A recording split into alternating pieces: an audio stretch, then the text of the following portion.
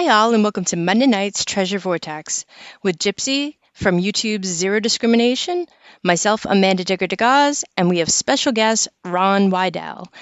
Before we get into it, just one thing. So Treasure Vortex now has a Teespring or a spring tea or that fun stuff. So there's gear and merchandise and awesome stuff out there. This is our first line of designs, so definitely check it out. And I know Gypsy just updated all Zero Discrimination gear on her channel, so definitely go check that out as well. So on to it. Hey Gypsy, how are you? Hey, I am doing wonderful. Despite the crazy weather that I know we've both been getting. Yeah, no fun. No so fun how at about all. you? I am good. Our last round of weather, we thought we were going to get some snow, but it turned out to be about, 2 inches of ice. So, yeah, the ice layer and the sleet and then snow on top of it. So that's been a lot of fun. And Wow. then I did get out though. I wanted to check out one of my mudlarking spots this weekend. So I went and I would say 90% of it is under ice right now. So I was able to search for a little bit. I found, a memorial, a really neat, like antique, fancy drawer pull. And That's cool. yeah, I was actually pretty Is it excited. brass? It is. Yep, Is it brass? it is Oh, brass. cool. Yep. I can't wait to I clean love it up. finding stuff like that. Yeah, it's still sitting in mud in the bag that I put it in. But yeah, that's really about it. I was very sad. It's the ground is definitely frozen. Having the rain on top of the temperatures dropping to freezing really didn't help for our forests. I'm gonna try another spot, hopefully this weekend, and see if maybe that forest is a little bit diggable, and maybe I'll do some detecting this weekend. But how about yourself? Well, I was supposed to go metal detecting with a few friends that have this permission, and we've been doing a little history research on it and everything. And then the weather turned bad on us, and we had like a little ice storm here, and so we canceled,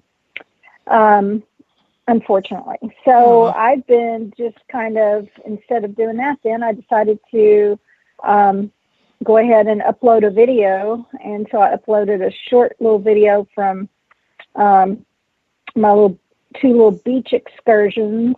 And then before that, I had uploaded my first little silver coin that I found from the previous week when I was able to get out. So that video is uploaded on my YouTube channel as well. So, you kind of have to, when you can't get out, Yeah, you kind of have to backtrack. And it's just like, when you go cleaning your finds and stuff.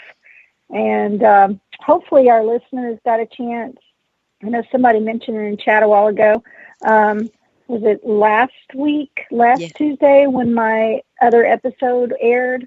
Yes, it was last Tuesday. Beyond. Okay, yeah. So on the History Channel, those of you that are new to the to our podcast, or don't know me, I was featured in 2 episodes of Beyond Oak Island. And just don't get that confused with The Curse of Oak Island. This is beyond. It's not on the island, doesn't take place on the island. And the first place we went to was a place in Texas, not all that far from me. Second place was Utah. So you can catch those for free on the History Channel website, or you can always catch it again, I think Tuesday night, tomorrow night.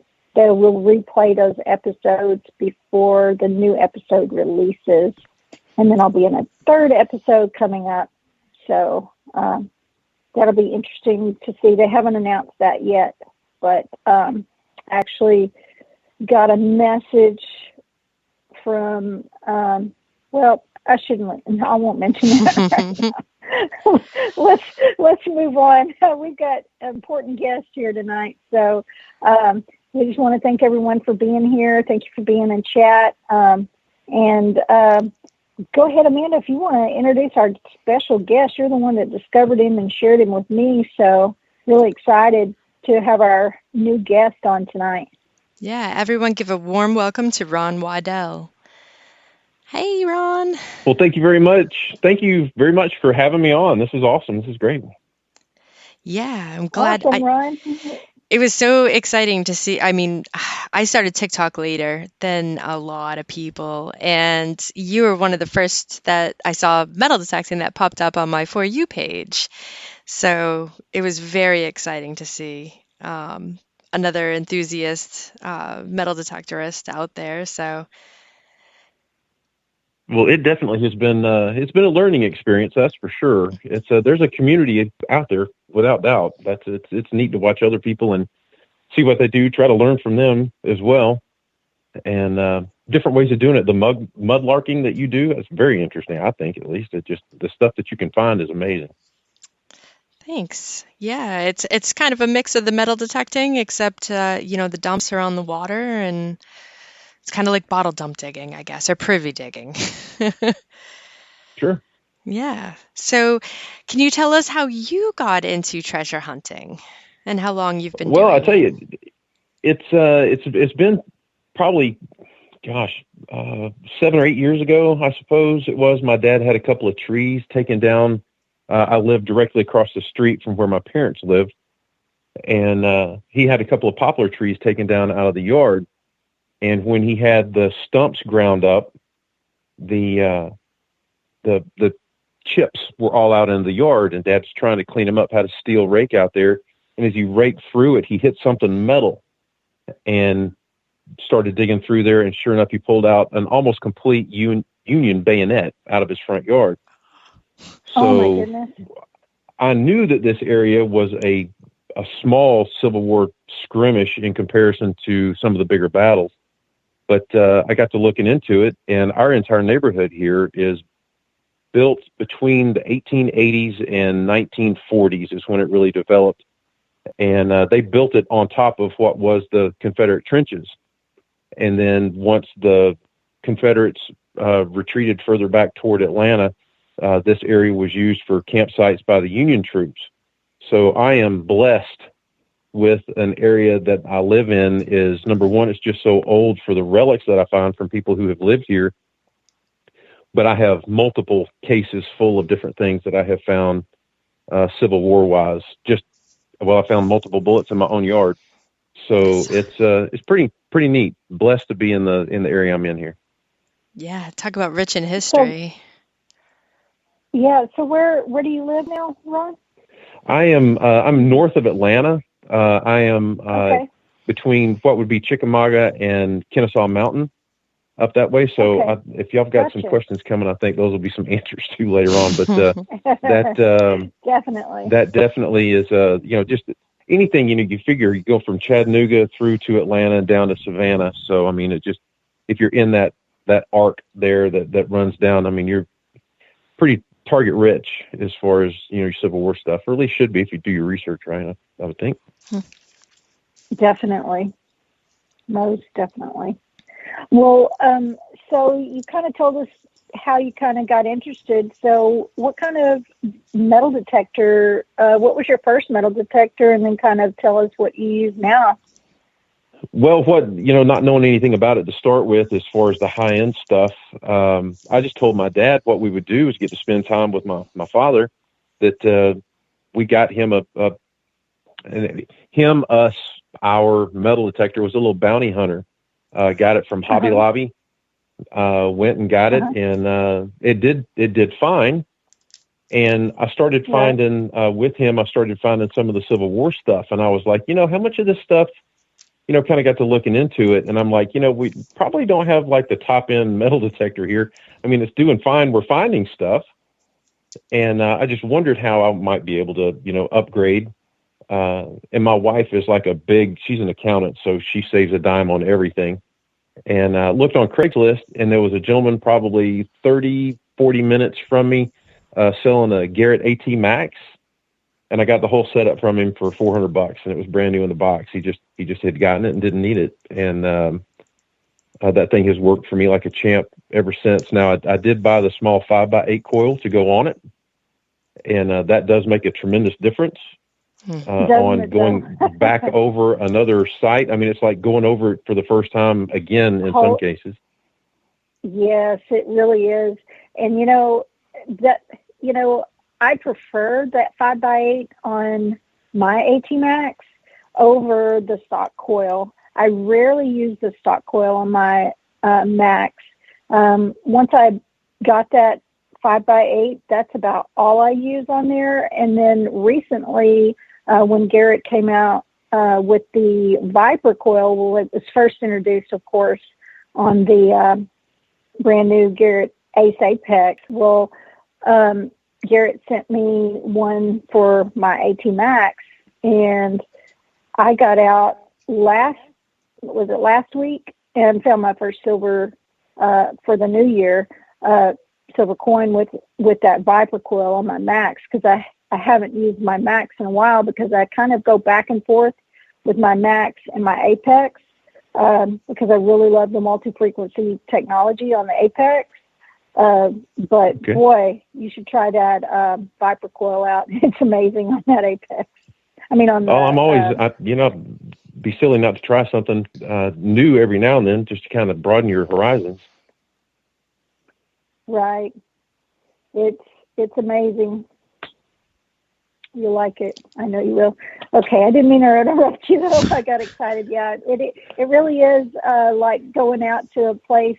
You can hit a place a million times, go out there, change the coils, and it's like a whole different ball game. Find a lot of good any of these permissions that I get from any of my neighbors around here, usually the first time I go over their yard, I'll use a standard coil on it. And I think I'm probably getting a little more depth out of that. But when it comes time to come back in and, get in between the nails and all the metal shards that are in the ground and really start trying to pluck out some of these little small Williams cleaners or some buck and ball or stuff like that that's still in the ground that you're looking for, that 5x8 really, it really does. It does a spectacular job. Yeah. So I'll look into the Viper. That's interesting.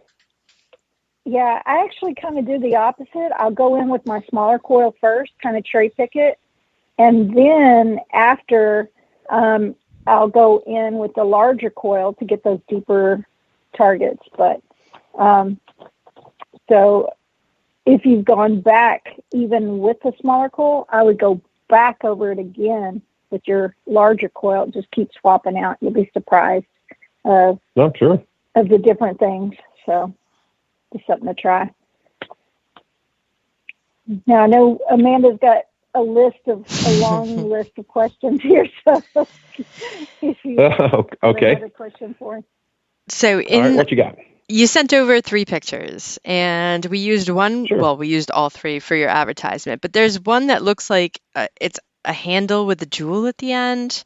What did that end up being? Do you know? Yes, as it turns out, on TikTok, if I've had one video that I have posted on there that has been, he planted it, it's fake. Oh, yes. Yeah. But that one has been the one. The prettier the thing you find, the more they're going to say it's planted. But I found it on a live, probably not 10 houses down from where I'm at. And it was behind a house, and I found it, and I'm just like, what in the world could this possibly be? And my guess was the same thing everybody else guesses when they leave a comment on there. Is it a dagger handle, sword handle, or whatnot? So I get with the property owner, and she's lived there. Well, her grandparents built the house, so she's lived there her whole life. And in the 50s or early 60s, they had these cross swords with a shield that was over the mantel place in their house. And that was the handles to those swords. And she said she remembers when the parents weren't going to use that for decoration anymore, her and her brother got those swords and were playing with them out in the backyard and broke one of the sword handles off of the blade itself. Well, they chucked it out in the yard, as a kid does. They threw it out there, forgot about it, and Probably 60 years later, 50, 60 years later, I come along with a metal detector and find it. So she said that, and it's fun to be able to kind of relive history with people like that when they remember a story and the whole bit. You can kind of see it in their eyes that they're not really there with you anymore. They're back in the moment when they did that. So that just turned out to be a decorative sword handle that they had inside their house, just up above the mantle. That's so neat, though. I thought that was really cool. I looked that up and I watched that video, and then I watched all the people that started doing these little side by side. What do you call that? Where they? Oh yeah, the duets. Yeah, the duets, and they were going, put that back, and all. I'm like I was like, oh brother, give me a break. Oh yeah, I've had everybody say it was cursed to that Thanos's ring to that witches are going to come get you, the whole bit. It's hilarious. So you just kind of got to roll the punches on all that stuff. I mean, it's pretty funny. Oh yeah, I get all kinds of weird comments on my YouTube channels at the time. People don't watch regularly and they don't know you and they don't know the history behind where you're hunting, and you don't know at that time when you dug it exactly what it is. Oh, sure. Yeah, I definitely didn't know what that was. It was neat to come out of the ground, but I was like, well, what have I got a hold of here? So I was glad the homeowner was able to clear that up. Yeah, that's really good that you got that information. So, that was a really cool thing, and it kind of stands out because it's got that gold gilding still left on there, and the big ruby stone on the bottom, and all the other little stones up the handle. But I bet you've got several favorite finds. I know we all get asked this question, all the time. But is there one of your favorites you would like to share with us? Something that you found actually, over the years? it's on one of the pictures that I sent you as well, because it really does not look like much. And in my pouch, when I found it, I've got this is the stuff I'm going to throw away, and this is the stuff I'm going to keep pouch, the pockets in there in the pouch. And it took me a second to kind of convince myself, you might just want to hold on to that and let's see. So I posted it on a couple of my Facebook pages that I am members of to try to ID these pieces. And I had 3 or 4 guys come back and they went, that is a 4th Corps, 3rd Division Union soldiers badge that clearly they've made it by hand. And you can see where the outside's the triangle, the inside has got the 3 holes on either corner, and they've taken a knife or something and connected those dots. And the holes are where they had stitched it onto their uniform or their hat. And the one guy that said he had seen them before said he had seen 2 others, but the other 2 were actually in museums. And I was within just an instant of tossing that. And, you just never take for granted, unless you know that you know what your find is, do not get rid of it until you do some research. That one right there taught me straight away. I mean, you just don't throw away anything until you just confirm what it is. That is so true. That happens to all of us. And I was wondering that when I was doing your little promo thing, and Amanda sent me over the photos to do it. And I was like, what is that? I can't wait to hear more about that little triangle thing there with the holes. But that is really amazing. I love it. So that was my favorite for sure. That is awesome. So, well, go ahead, Amanda. I know you got another. So have you been able to find anything that you've been able to return to a property owner or somebody that might have lost it? A couple of rings stand out on that one. I had a gentleman that told me he had 10 acres that was kind of close to Kennesaw Mountain. So, I mean, anything that way is always something that you wanted to, give it a try. But he said, if I would look for his class ring he had lost while he was still in high school. So the ring had been lost for a little over 45 years. And he knew where he had lost it in his yard. He was driving the car through the yard, grabbed some sticks to throw them out of his way, and the ring came off his fingers. He threw the sticks out into the yard. And sure as the world, probably 2.5, 3 hours into it, I found that class ring for him. And, that was way before I was ever on TikTok. So I didn't have that footage to put out there. Right.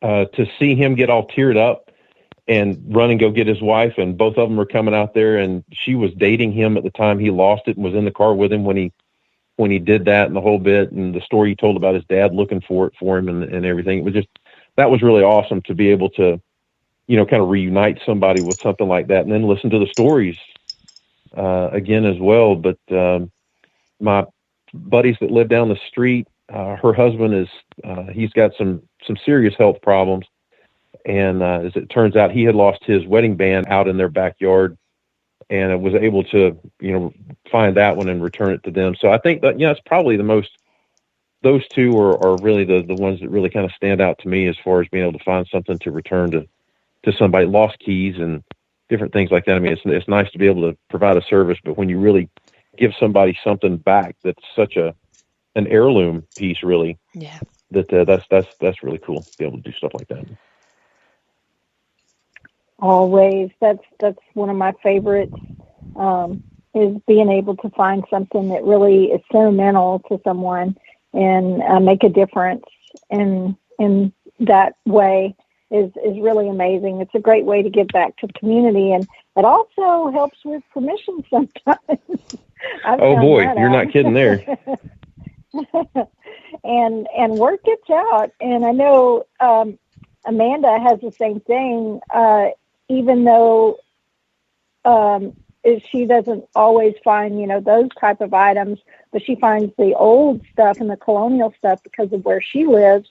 A lot of times, that word of mouth gets out, and people are like, "Oh, I want you to." They're inviting her to come over on their property after she finishes protecting on their property, because they hear all the great things and how she gives back these finds and these nice little cases and stuff to the property owners. So, in some way, it's just awesome to be able to give back, in that way. It matters. It does. So, can you tell us, Ron? Okay, so we've heard about some of your favorite finds and stuff. One of the questions we like to ask is, how about maybe a strange item? One of your strangest items. If you don't have a strange item, sometimes maybe it's the strangest thing or scariest thing or spookiest thing that happened to you, or some type of story that happened to you while out metal detecting, treasure hunting. I've actually got two of those.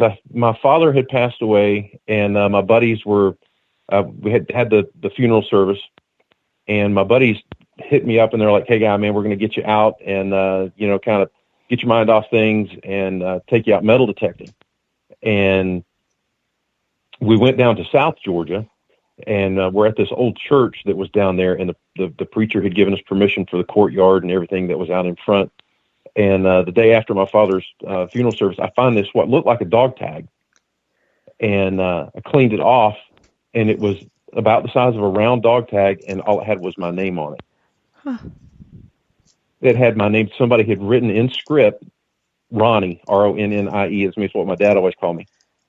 So, that was the day after his funeral service. Yeah, the hair stood up on the back of my neck, and I was like, wow, okay. Oh, my gosh. That is, that one was the one that was the most, that one was the one that kind of got me going, ooh, okay. Hey, Dad, how's it going? Thanks. Yeah. And just saying hi and hey, I'm here with you. Yeah, and I guess so. That was that's one of my TikTok videos. It's several months back during the summer, but sure as the world, that one was probably the one that had the most. That's kind of odd for something like that to happen. But found one other. I work with the Historical Society here where I live, and there's some properties over here that they have. The city has bought. So anything we find on that property goes back into the museum, which is really nice to be able to work that way. But the only oddball thing that I found was it looks like a nail, but it is almost as sharp. And really, I'm glad I had my gloves on when I found it. it's a pin, but it's probably 2 or 3 inches long. And when I first saw it, I thought I had 2 pistol balls that were in the ground to start with. But when I pick it up, this nail is driven through the center of both of those lead pistol ball sized lead balls that are on there. And there's 2 of them on there. And that pin it's just sharp as a sewing needle. So I have absolutely no idea what it is. But I sure didn't put it in my bag. I left it off to the side because, if I stuck my hand down there, it was going through the glove to get me on that. So I have absolutely no idea what that was. That was the most bizarre thing I have ever found as far as, I hope I described that right, but it's just a bizarre looking little piece. So that's the one that was the weirdest find that I've ever had, I suppose. Huh.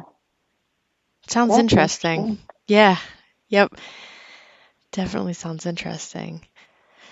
Yeah, and probably good you were wearing gloves. That's like always the constant reminder, thankfully, that we have there's might be some sharp stuff in the ground. Between that and glass and yeah.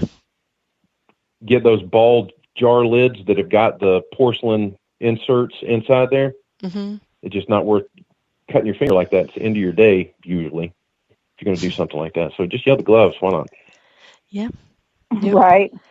Gloves are just such an important thing that reminds me of, when Amanda and I were digging in the dump and all the things that we encounter there, and how many times, even with those cut-proof gloves, sometimes things have went through there. So you just really have to be careful. But that just reminds me, I'm going to tell this real quick. I don't want to take away from your stories, Ron. But no. It reminded me that this past week, I didn't get to go metal detecting, but I did get to go with my friend Zola. We've actually had her on as a guest in the past, Ron. And she's gotten really into treasure hunting, like at the thrift stores and the Goodwills and all that. And she's like, "Hey, Gypsy, please come with me. I want to go." And I was like, "Okay, I'll go. I don't think I'll buy anything or get anything, but I'll go." And just to get out of the house and stuff. And so I met up with her, and she's like, "You got to have gloves, because the way this works, that what they do, it's like the Goodwill bins, and they throw all of this stuff in the bins, and then all of the people have to stand behind a line, and then they say go, and people run over there." I didn't do that, but they were throwing things away. There's breakable things, throwing things around and breaking all kinds of glass. And of course, my friend Zola, she's been reselling a lot of these items. She's really after the breakable items. So I only had a glove on one hand, and I ended up getting like a splinter in my other hand. But those of you that follow me on Facebook and stuff, I did come away with a pretty cool find. Amanda saw it. Yeah. I found a white classic SL metal detector that I got. And basically it broke down because they go by weight. You put all your stuff that you want to buy in a basket, and they weigh it, and $1 something per pound or something like that. Huh. So basically it turned out to be like $5. I got my detector from. That's a pretty good deal. So pretty cool deal. But anyway, I'll end up giving it away to somebody once I get it. It just needs a battery pack. Once I get a battery pack for it, I'll give it away, or, I've got tons of metal detectors and stuff. But I just thought that was a cool little find. Huh, yeah. Anyway, all right. Sounds pretty physical to get it, but okay, yeah. Yeah, I looked out. I really did. And what's weird is I was actually thinking before, I'm like, boy, you'd never find a metal detector and all this stuff. And then all of a sudden, I was sticking out of the bin. It was right in my face, the coil. And I was like, what the heck? So I snagged it up real quick. But, yeah, it's crazy. I don't like fighting those, for something, if somebody else would have been after it, they could have had it. Oh, sure. I mean? Yeah. Oh, yeah. Anyway. So, I know that we've got a Yeah. bunch more questions. So What's next on the list? do you have a wish list or a bucket list, or some people have like a white whale that they're looking for that they really hope to get? Do you have anything like that, or a white whale that you're hoping to find? Well, I mean, I think anybody that metal detects, anytime you see a US or CS belt buckle or a box plate or something that comes out of the ground, I still don't have one of those, and I know that's tops on my list. A breastplate too, for that matter. Breastplate, But yeah. and you would think with everything has gone on around in my neighborhood or whatnot, maybe I just haven't swung that coil over the right spot to pull one out of the ground just yet. But I certainly can't complain about what I have found Civil War wise yet. But I have found 3 Seated Liberty dimes. One of them from the oldest one of them from 1852, and the funny part about it is I have 3 of those, and I still do not have a barber dime. I have no idea why. I just blanked on that. So, that's still tops on my, I've even got a barber quarter, but I have absolutely no idea why the barber dimes. Not a clue, not exactly sure what's going on. So yeah, that's definitely on tops of my list there too, believe it or not. That's funny that you say that, because I've got, for the longest time, I've been metal detecting now 23 plus years. And for the longest time, I'd find barber quarters. I'd find, just like you, but a barber dime eluded me so big time that I took a brand new detectorist out, her first silver coin she found right on the same property we were detecting together. So what does she find? A barber dime. And I was like, I still haven't found that. I detecting like 10 years. It took me forever. But once you get that first one, then boom, they're going to come. It just comes. I don't know what it is, but isn't that weird how that works sometimes? It is, because I've got nope. Now that I don't have, and you know what? I suppose if you're going to dream big, but I just haven't. That honestly, I haven't even really thought about. If I pull a gold coin out, I'd probably have to come back too to be able to do a TikTok video for it after that. But have a heart attack. Right? Yeah. Just don't try to do a TikTok video. Just dial 911 for me. Find that barber dime first, and then go find a couple gold coins. There you go. Yeah, that would be nice. But that barber dime, it's just that's my kryptonite right there. I just, for whatever reason, I just haven't been able to pull one out. And all the houses around here, they're built, pre-mercury dime stuff. So I just haven't swung over the right spot yet. It'll happen. It will. Just give it time. So, do we have any questions in chat yet tonight? I haven't. Oh, wait. Let's see. Tim may have one.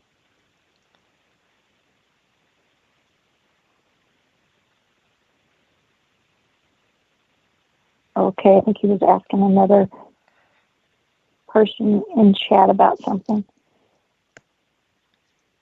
Any questions for Ron? Anybody? I know we still probably have a lot. So what got you started on your TikTok? Actually, my son got me started on that. He has his own TikTok page, and he has way more followers than I do. He's the little comedian. And he came up with a skit for he and I to do about how the kids had become the parents during quarantine when all that was going on. And the video wound up being so popular that he and I wound up on the Kelly Clarkson show with that video. Oh, that's so cool. I thought, well, yeah, so that was pretty neat. That Kelly Clarkson episode. Is there a way to watch the Kelly Clarkson episode? Actually, I have it. I posted. That is the only video that I have on my profile that actually where I'm actually in it. I just have never. I just haven't been one to get up in front of the camera and talk on any of those. But I posted that one. He did it, and if you go to my profile, you'll see that I'm standing on there and I show me and then I show him. And basically it's just, I mean, he did a great job with it. I was ready to kill him before it was over with. He had, took about 2.5 hours to make that one, 2-minute TikTok video, but it worked. I mean, it did great. So I think it had, it was 14 or 15 million views it had on it. So it took off for him. So once he did that, I was like, well, normally I metal detect by myself. I've got a couple of buddies that, Dave and Hunter, that I have gone with in the past. And, sometimes life just gets in the way as far as your schedule goes. So if you want to go dig, you just kind of get out. So that was always kind of my way to kind of share what I found.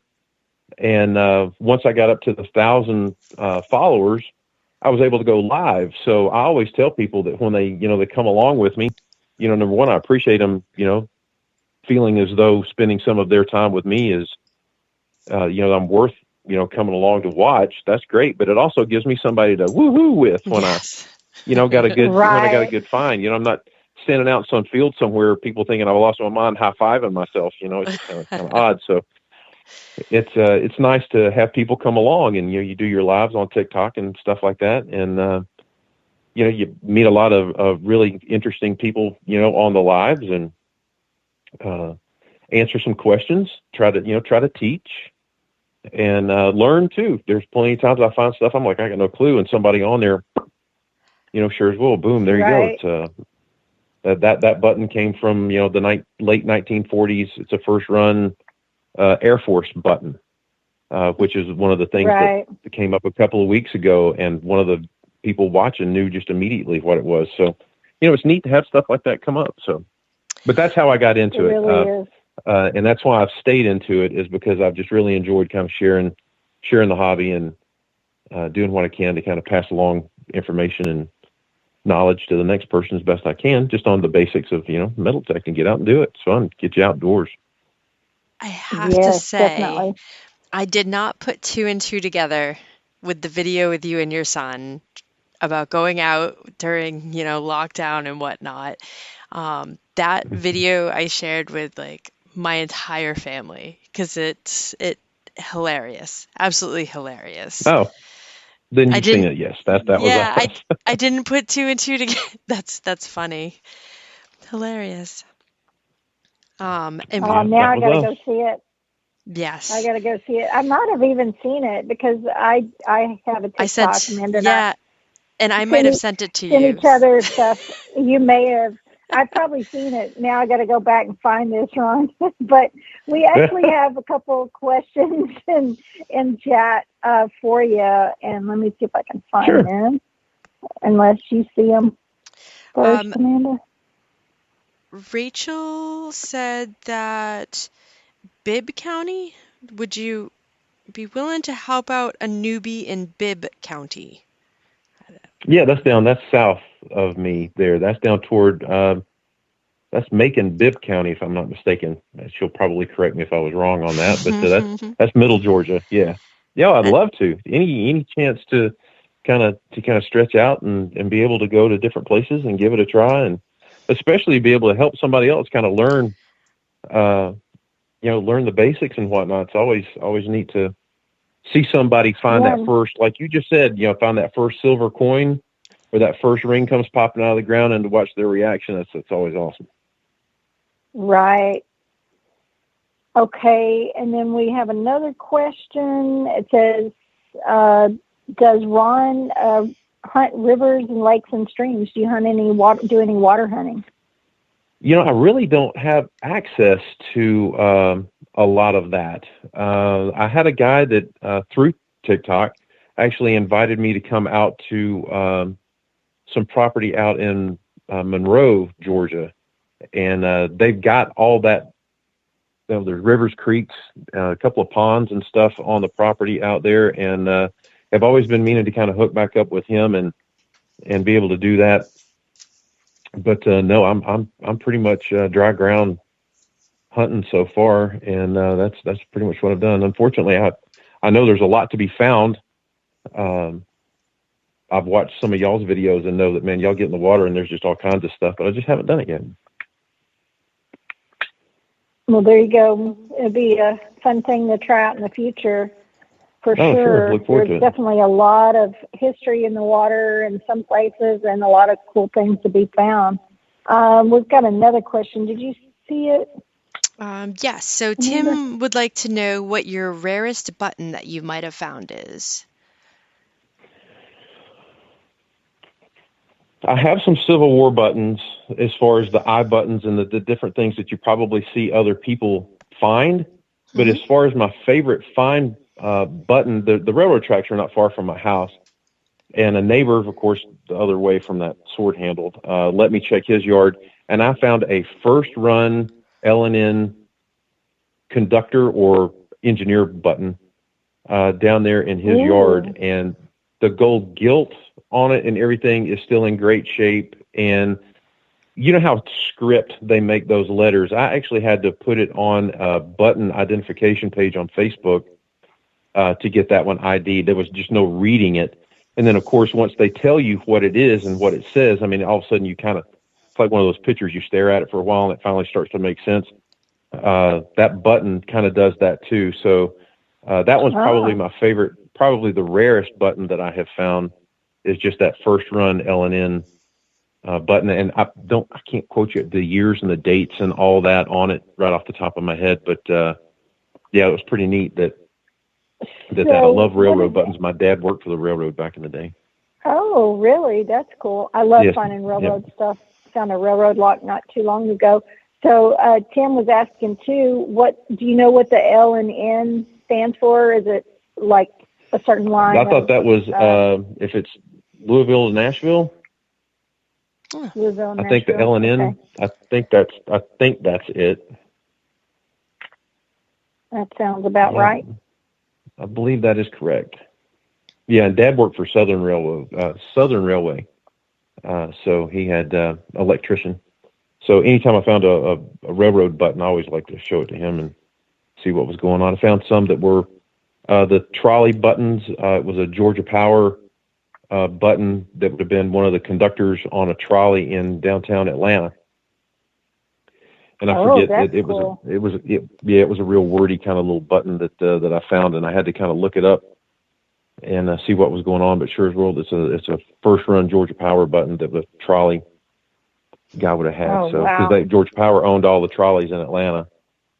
So go figure, they're running electric. So there you go. That's pretty neat. But that L&N button is definitely my favorite and probably the most rare that I've ever found.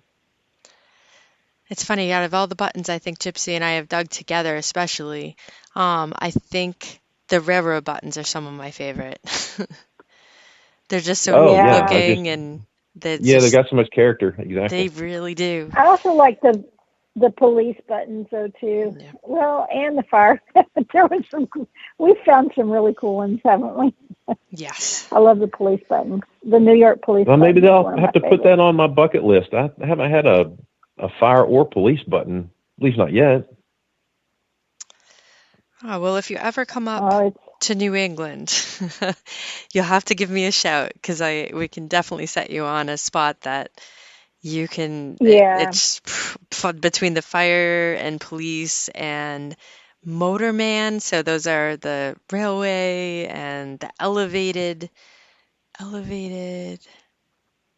It was basically another railway. Tons. Just help me find a large scent, because here in North Georgia, they just large scents. I watch everybody on YouTube, and I just watch them. Sometimes they'll find 10 or 12 at a time, and unless I go to Savannah, I mean Georgia just really doesn't. Colonial wise, the state just wasn't all that big. If you look at the map, there just really wasn't that much, and I'm definitely not living in that range where I am here. I'm way too far west. And it would be neat to be able to scoop one of those up from somewhere. That would just be neat. I don't have one of those just yet.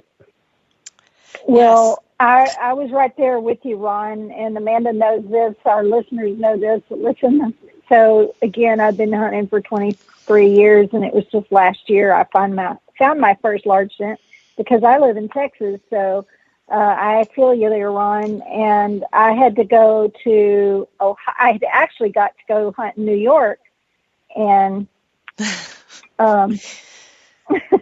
and didn't find a large scent while I was there in New York or Maine when I went hunting with Amanda in Maine. But then I took a trip not long after that to go visit my buddy Mike, and I found my first large scent, and it was hold. So that was really cool. Oh, so nice. So hang in there. You might have to go to Ohio. But speaking of hunts, so are you planning on, or do you know about any of the upcoming metal detecting hunts? Have you ever been to one? I have not. And, and I'm not going to give my business a plug here, but I normally work on the weekends. And that kind of precludes me from being able to own my own business. And I normally work on the weekends. And that just really, when those things come around, if I don't have a kid or two that's willing to kind of step up and fill in for me, right? The trips out of town like that make it kind of tough. So, right. Yeah, I'll have to look something. I would really like to do that this year, though. I'd like to get that in. If you are interested and you start listening to the show on a more regular basis, you'll hear us talk about upcoming hunts. But not all of them are on the weekend. Some of them are during the week. Yeah, so there's a couple coming up. North Carolina. North Carolina's coming up. And that wouldn't be that far for you. And the cool thing about that one, I think there's how many? At first it was 1,000 acres. Now there's like 3,000 acres of land to hunt. So that's something you might want to really look into. So if you want some info, let me know, and I can shoot you over some info for that. Oh, sure. Yeah, I will. And listening to the show, y'all piqued my interest. I listened to a couple of them before I was on. Just super, super interesting about listening to other people. But y'all putting out information like that, absolutely. I will definitely tune in on a regular basis. Perfect. Thank you. We appreciate it. So let's see. I know we've got a couple more questions here. You want to go ahead, Amanda? Yeah. Well, seeing we're getting down to, the last 12 minutes or so. This is a question now. Any newbie or rookie, or even some of us that have been detecting for a while, we always, whether it's YouTube or Instagram or TikTok, the thought of going viral is like, a lot of people, that's really what they'd like to do. Well, my question is, I know you have had some videos go viral. Has it opened any doors to permissions or anything like that? Actually, they have. Awesome. For the simple reason, I have had a couple of. Now, I told you I work with the local. I grew up here, so I pretty much knew everybody over at City Hall. So for them to come and ask me to do the metal detecting at those properties to try to save the history before they develop it, I thought that was great on their part to do that to begin with. But they knew I metal detected because they knew they knew me, and they just knew that's what I did. But through TikTok, I've had other historical, a couple of them in South Georgia, come to me and ask if I could, me and anybody else, come to their properties and do some history recovery for them and just recover the relics that they have there. Mm-hmm. And it was strictly because they had seen what I was doing on TikTok and reached out and have given us the opportunity to really go to different areas we would have never gotten the permissions for to begin with. So kind of neat to have an outlet that will, you get one permission and that leads to, it's almost like you go, you get one permission on the street and the next door neighbor sees you out there like you were talking from before. And then the other next door neighbor sees you, and before it's over with, you got permissions all the way down the street. And it kind of works the same way, is that the first historical society got with us to come in and do stuff for their museum. And once, word of mouth got out, TikTok kind of got that ball rolling, and we've had some opportunities to be able to go and do stuff like that otherwise wouldn't have come about. So yeah, it has made a difference. It's awesome. That's really cool. That is awesome. Well, that's exciting, and I love that TikTok is really, a lot of people are just discovering, like me in my old age, discovering TikTok. This is last year. And I was really excited to hear, and I watched some of the live as well on there. And I know I've been able to do lives for quite some time, but I still haven't done a live on TikTok yet. A lot of it is sometimes I don't get the best phone reception when I'm out detecting, so kind of hard to do a live that way. But I definitely want to do a live. I know Amanda's done some lives on TikTok. I've done lives, of course, with my YouTube channel, but I haven't tried it with the TikTok. But that's something that sounds really neat, and I definitely want to try in the near future. So that's exciting to hear about that. So those of you if you're in chat, Amanda has posted Ron's TikTok channel, so y'all be sure and go and click on that. Check out his TikTok channel, and I think we've got maybe 2 more questions here before we close it down. You want to go ahead and start us off, Amanda?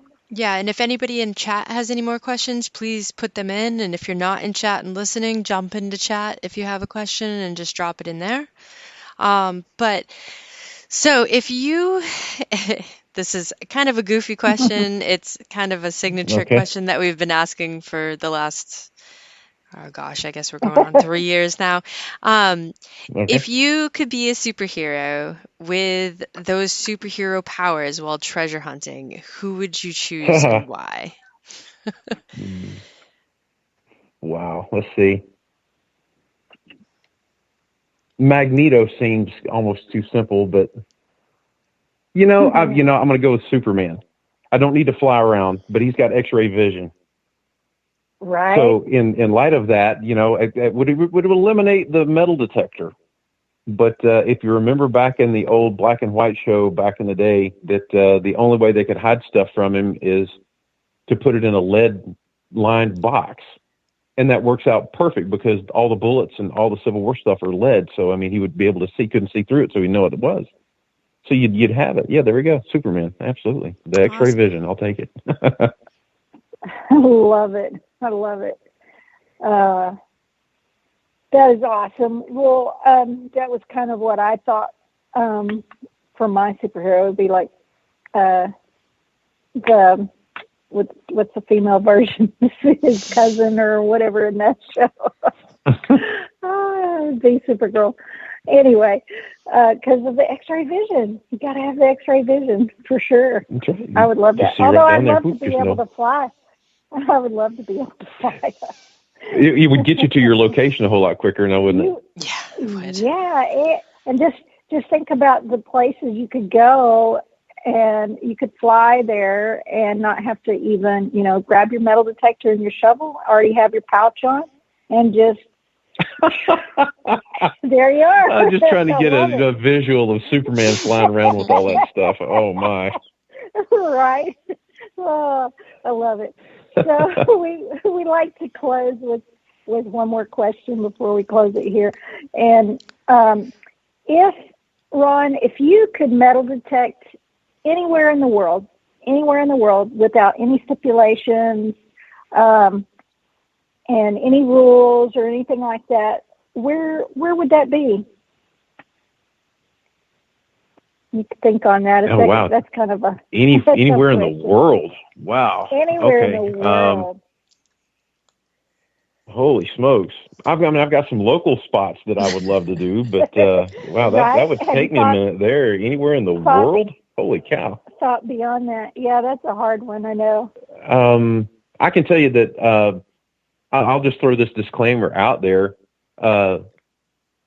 County and national parks are an absolute taboo, no-go under any circumstances. Yep. But if there were no rules and I had some kind of day pass or something, and they told me I could either go to Chickamauga or Kennesaw Mountain battlefields, that just the awe of being in where those areas were to start with, but to think to actually be able to recover something from one of those places would just be, that would be amazing. But wow, to go anywhere in the world, probably. And, you know, you watch all these people in England finding this stuff, you know, that's in first century Roman coins. Yeah, I mean that would be pretty cool. That'd be a dream come true on something like that for sure. To come up with something like that, a hammered Roman. Holy smokes! Yeah, that'd be awesome. Right, I'm there with you. Yeah, we're going. We've been planning it, but ever since COVID hit and all that stuff, kind of messed up some of our plans. But we're going. We're gonna plan a trip. Eventually. Well, I'll carry your bags. That'll work. Come along. Yeah. You can come swing right beside us. That would be cool. Awesome. Well, Ron, it has been a pleasure having you on and learning more about you. And best of luck in the future, in your future endeavors. And again, don't forget to reach out to Amanda and I. We can get you the info on some of those hunts that are coming up in the spring and summer that are during the week that you might be able to make it to. I would love to. And well, I am grateful and humbled that y'all would have me on your show. I am very grateful that you let me be here, and I'll definitely be a faithful listener from this point forward for sure. That this has been a really neat experience. Well, you've been an amazing guest, and we just want to thank you for being here. And we want to also take the moment to thank all of our listeners tonight, all the people that were in chat that asked the questions, and we appreciate you. One quick thing is for future, we've got some exciting news this week that we've got a guest on that'll be very soon. So y'all be sure and tune in. He wants to donate a metal detector. So y'all be sure and tune in for that. We won't give it away yet because we would love for you to join us anyway and listen. But again, all would thank you for listening, and you all have a good night. Thanks again, Ron. Good night, all. Thank you. Good night, everyone. Thank you.